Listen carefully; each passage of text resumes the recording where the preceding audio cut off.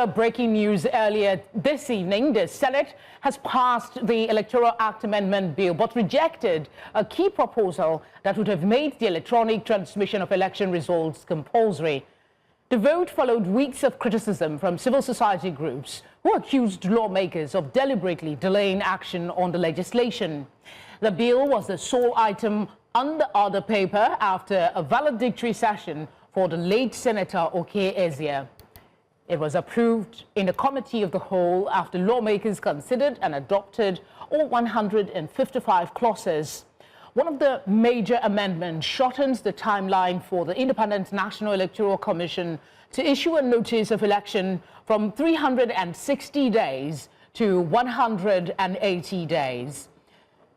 Senate President Godswill Akpabio said a joint committee of the Senate and House of Representatives will now harmonize the bill before forwarding it to President Tinubu for assent. All right, let's turn to a legal practitioner, Todimu Ige, who is in Lagos to share his perspective on this development. Thank you very much for being here with us tonight. I mean, making the transmission of results at the discretion of INEC as against making it mandatory by law. I think that's the key submission today. Your thoughts on this decision, especially in light of the agitation by civil society groups? All right, thank you for having me. The law as it currently stands says that the transmission of the election results electronically is at the discretion of INEC. That is that they have the discretion to decide to use the IREV and ensure that the statistics or the data is transmitted electronically.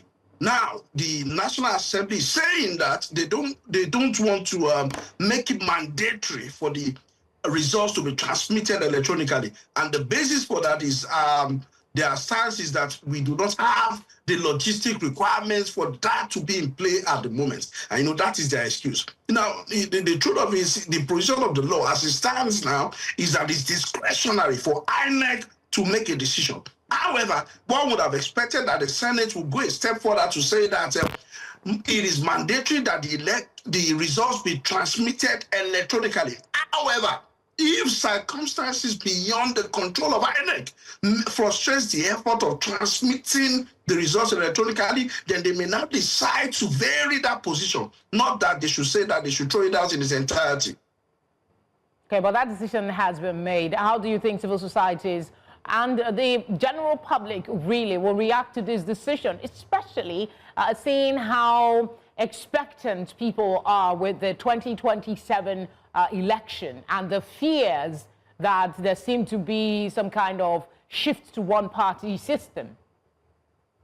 Yes, it's quite unfortunate that the expectations of people have been broken. The expectation of the civil society, the pressure groups have been dashed. However, that is not the end because, the Senate has made a decision that we can also continue to pressure them to ensure, because these are our elected officials. One would expect that the pressure groups can now ramp up the pressure. How do they do this? They ensure that people from various constituencies hold their senators, hold their representatives accountable and ensure that they do right by the people and ensure that they do right by the people of the Federal Republic of Nigeria, because these people have been elected to serve us. They have been elected to hold our brief and to ensure that things go right by us. And if the larger society feels that this is not the right way to go, then I think it's appropriate that they listen to us. And how do we do that? We continue to make our agitations and continue to say that, no, we do not want this. We believe that it can be better.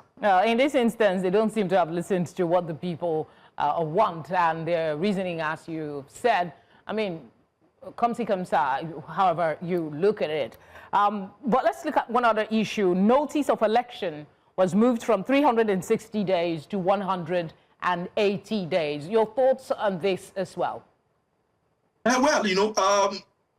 The the challenges that we have had over the years are as a result of the elongated period for these notices are for you to challenge if there's an election malpractice or there's something that any participant is not comfortable with, you can go to court. Now they have reduced the timeline for the notice of for that period. Well, their reason is that so that the period can be shortened. And if they can look at it in this perspective, how much more other areas that are more beneficial to the people of the to the people of the country, as opposed to the ones that looks beneficial to politicians. So for me, it is either here nor there, because if they can make amendment from, that's about a 50% slash of the timeline. And of course, it is a step in the right direction, but one would have expected that they would have looked at it holistically and ensure that the areas that held us back in 2022 I have to squeeze in this question. So sorry to interject. I have to squeeze in this question on the electoral amendment. Should it be the sole responsibility of lawmakers? As a lawyer, wouldn't you like to propose that it be done by an independent arm or in conjunction with such, especially when you consider that whatever amendment is done will be targeted at favoring the lawmakers who themselves participate in the elections? Well, that's a very brilliant question, and your submission is very valid. Ordinarily, when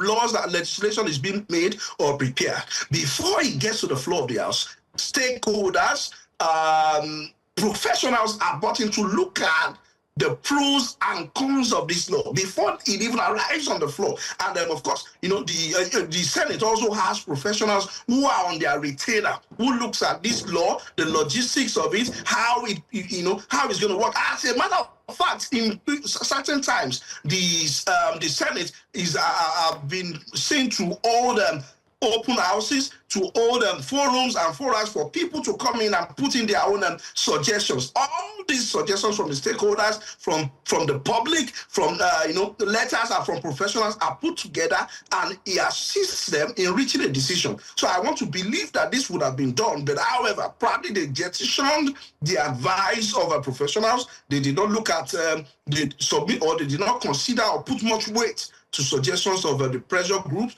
which of course would have sent in their own position paper as well. Thank you very much, Todimu, for speaking with us. Thank you for having me.